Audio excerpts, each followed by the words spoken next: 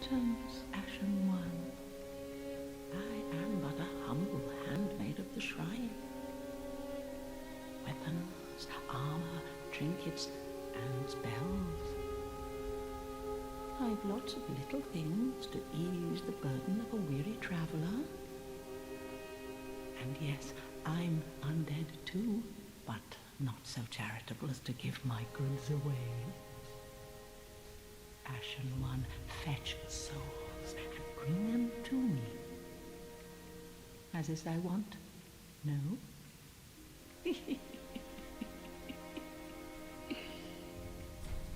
So this woman, as she said, she specified, she said undead. She did not say unkindled, she said undead.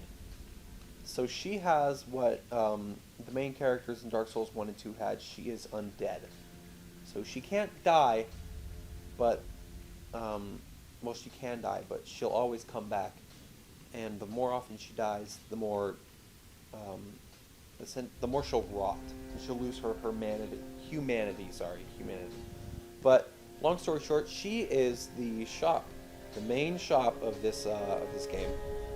So first thing, you can buy all this stuff in here. Embers, you can buy embers. It lets you buy 3 for 2,500. Repair powder repairs weapons and armor. So you can just buy a number of different things from her at the start of the game, as well as arrows and bolts. And some nice weapons up here. We got daggers, short swords, scimitar, shields, torches, talisman for mages, sorcerer staff for mages as well, halberd, more shields, some chain helm armor, which I don't believe is actually any better than what I'm wearing now. So the armor you start with as a warrior is actually really pretty decent armor.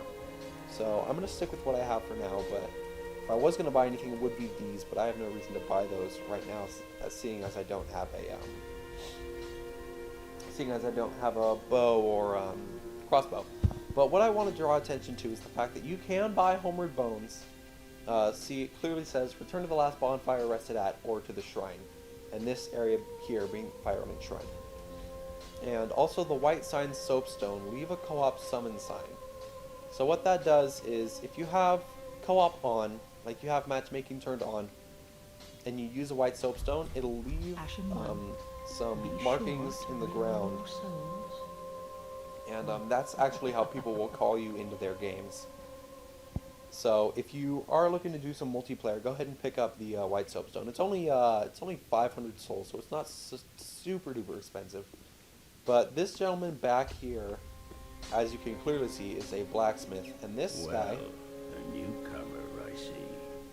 I am Andre. I serve at this shrine as a humble smith, forging weapons. You're in search of the Lords of Cinder, I trust. A toilsome journey, I wager. You require good arms. Let me smith you weapons. I am a smith, such is my purpose.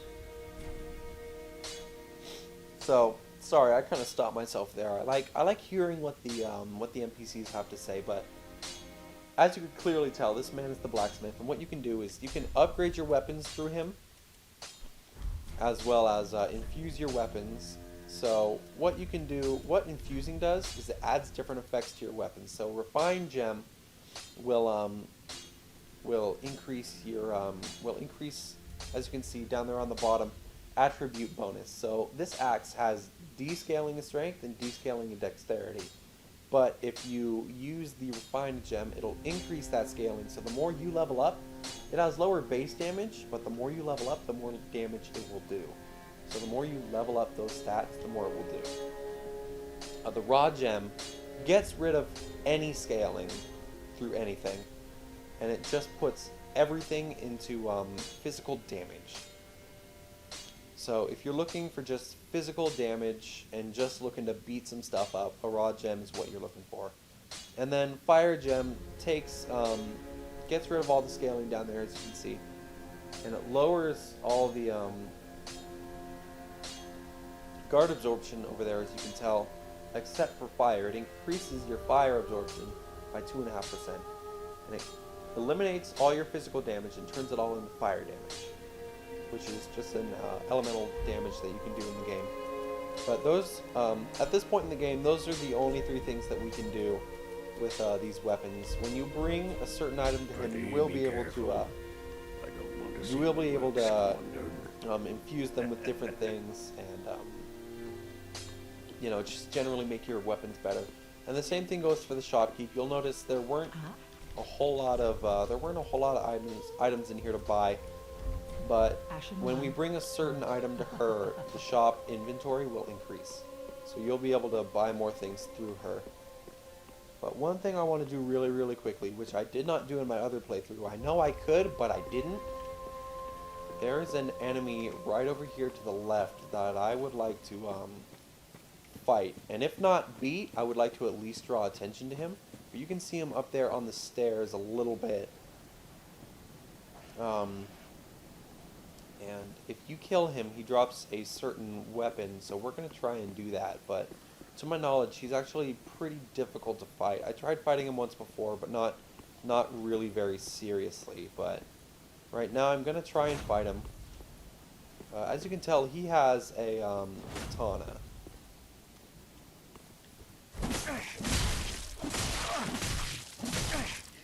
And katanas, as you can see there, are good at rapid attacks.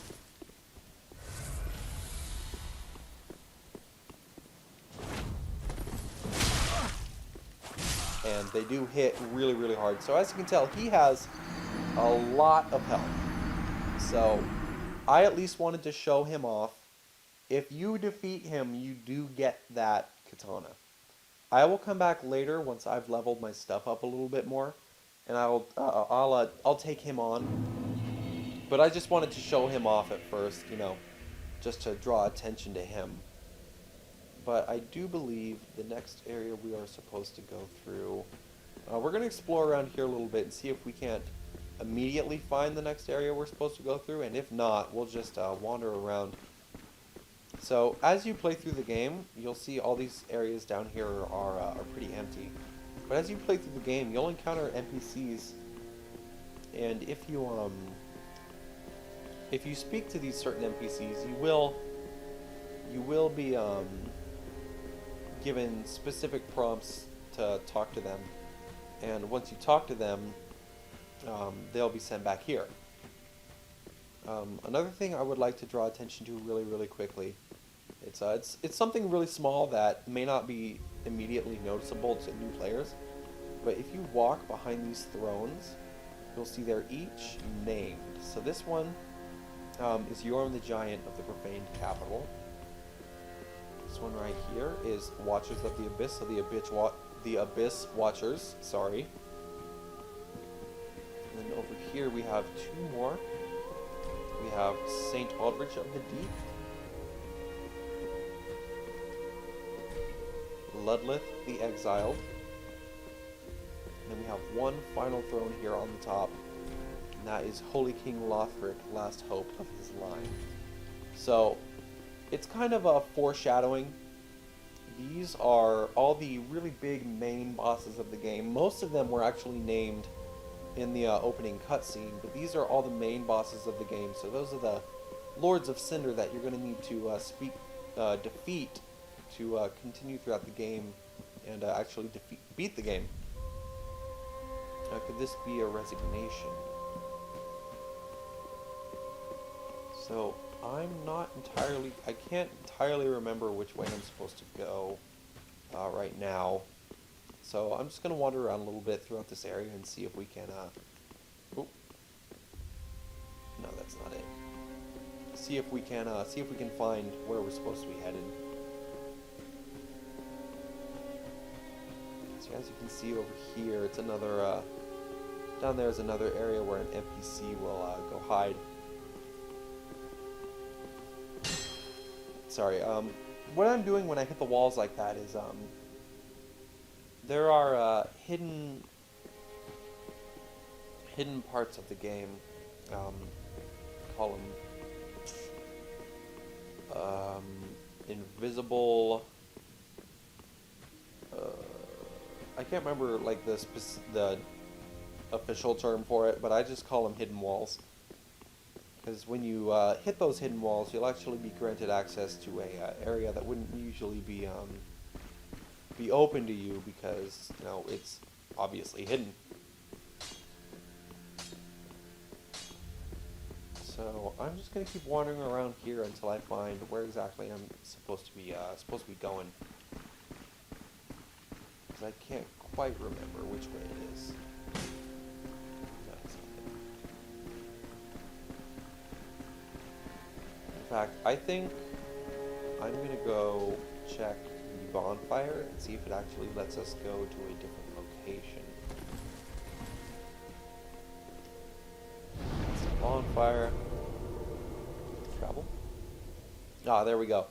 So once you rest at the bonfire here, it lets you travel to the next area, which is the High Wall of Lothric. So that is where we want to go.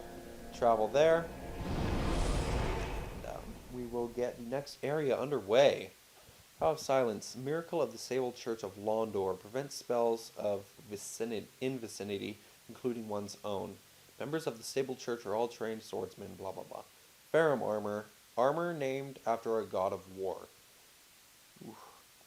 See, in the loading screens of these games, they actually put the different items and they list the lore for those items. So right here, this is a whole lot of nothing really. It's just a, as you can see, it's the coiled sword that's actually in the bonfires. That itself is the coiled sword of a bonfire, leading me to believe that there was once either a firekeeper here, who are the ones in charge of the bonfires, and they keep the bonfires safe. So it leads me to believe that either A, there was a firekeeper here who has since left, or B, there was a bonfire here that has since been, you know, eliminated. But that's just my own speculation, just for the details of the little details in the area.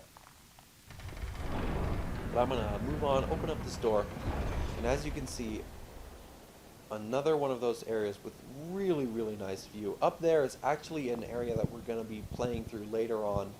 I believe it's the next area we go through. But here we are at the High Wall of Lothric. So really quick, I'm gonna just take a quick look around the area. As you can see, there's a dragon down there. I'm gonna tell you guys right now, that dragon is deceased. You don't get to fight him. He's already dead. He's gone. But I'm just over here getting a good look at the area. As you can see over there, that's the area we just came from. And those are there's the icy mountains that we saw before. And as you can see a few enemies down there. And as well as, if you look at this side, you can see some enemies down that direction. But it's actually just a really, really nice to just stop and take in the sights really fast. So that's what I'm doing. I'm taking a look around, seeing what's going on. At that point, I'm just gonna wander around the area a little bit. One thing I do like to do is I do like to wander and look around and see where, if any, there are any hidden items that you wouldn't normally find unless you explore. But right here, we are going to light up this bonfire. Bonfire lit, wonderful. And as you can see, this little area right here, this little shortcut. Now, if you look up enough, you can see that enemy right there. He just popped up, and he is waiting to ambush you. But if you do it just right, he'll walk away, and you can slash him up.